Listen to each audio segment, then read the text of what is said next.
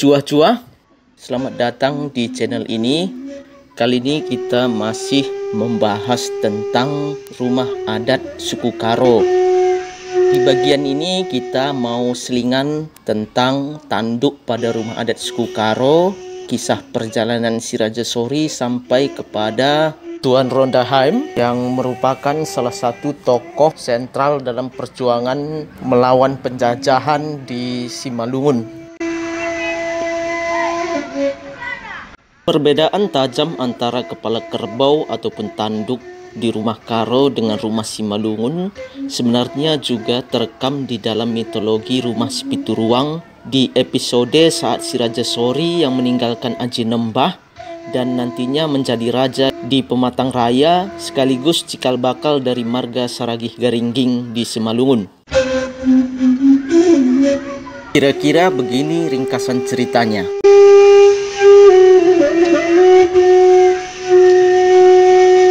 Raja Sori mempunyai sepasang kerbau bernama Nanggalutu.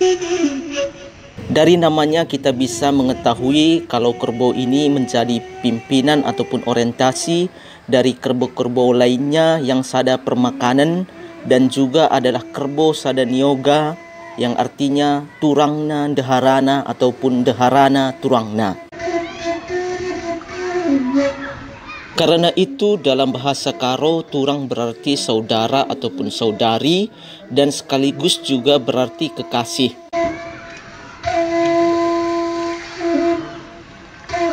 Itu adalah hubungan kemasyarakatan yang tertinggi di suku Karo, di mana hubungan perkawinan ataupun marriage aliansi adalah setali tiga uang dengan hubungan persaudaraan ataupun siblingship.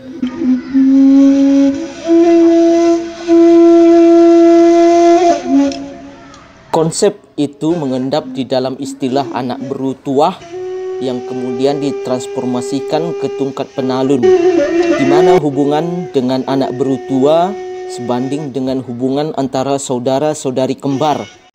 Sehingga kedua saudara-saudari kembar itu tidak bisa dipisahkan karena mereka tetap saling mencintai ataupun merindukan.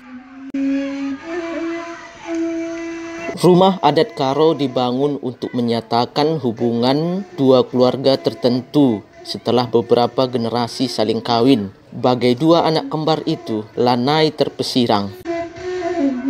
Periksa di seluruh tanah Karo, tanduk kerbau yang ada di ujung jahe puncak atap rumah berasal dari kerbau betina dan oposannya dari kerbau jantan.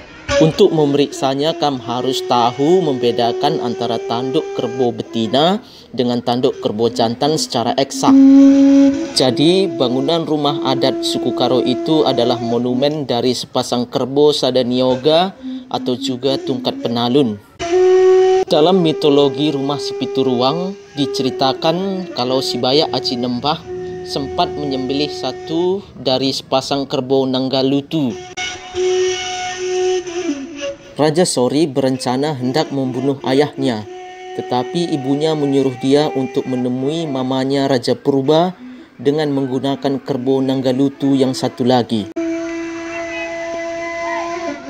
Di Pengambatan, Raja Sori dikudeta oleh Juak-Juak Sipitu. Juak-Juak Sipitu kemudian mengaku ke Raja Purba sebagai putra-putra dari si Bayak Aji Nembah. Tetapi singkat cerita, Raja Purba curiga dengan tingkah mereka yang kasar, sama seperti orang-orang dari negeri tetangganya yang suka kasar. Berbeda dengan Raja Sori yang tampak pendiam, lemah lembut tetapi berpendirian teguh dan tegas.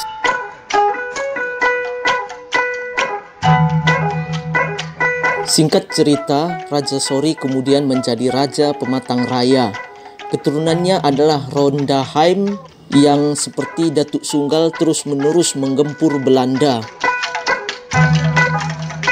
Dalam sebuah laporan Belanda disebutkan Rondaheim bertemu dengan Raja-Raja Alas dan Gayo di Kuta Bangun. Kuta Bangun ini merupakan juga salah satu Kuta Ginting Munte. Salah satunya yang kita kenal dari sana adalah Selamat Ginting atau lebih dikenal dengan panggilan Pakilap Sumagan.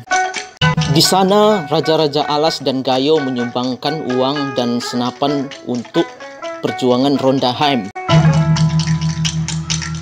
Kita tidak pernah membaca secuil pun laporan adanya hubungan antara Rondaheim dengan orang-orang Batak maupun antara orang Karo dengan orang-orang Batak, terkecuali klaim sepihak. Kembali ke cerita rumah si Pituruang. Menurut mitos itu, Raja Sori membawa satu kerbaunya ke Simalungun. Cerita ini terekam dalam arsitektur Simalungun di mana satu ujung atapnya tempat kepala kerbau dan ujung yang berlawanan menggambarkan ekornya. Berbeda dengan arsitektur rumah adat suku Karo, yang kedua ujungnya adalah kepala kerbau, jantan dan betina. Jadi dalam hal ini bukan persamaan yang kita temukan antara rumah adat Karo dengan rumah adat Simalungun, tetapi perbedaan. Tetapi jelas sekali ada kontinuitas antara Karo dan Simalungun. Nantikan podcast lainnya di channel ini dan jangan lupa untuk terus mendukung dengan cara sukai, bagikan dan ikuti ataupun subscribe. Terima kasih. Mencuah-cuah Indonesia, mencuah-cuah kita Krina. Mencuah-cuah.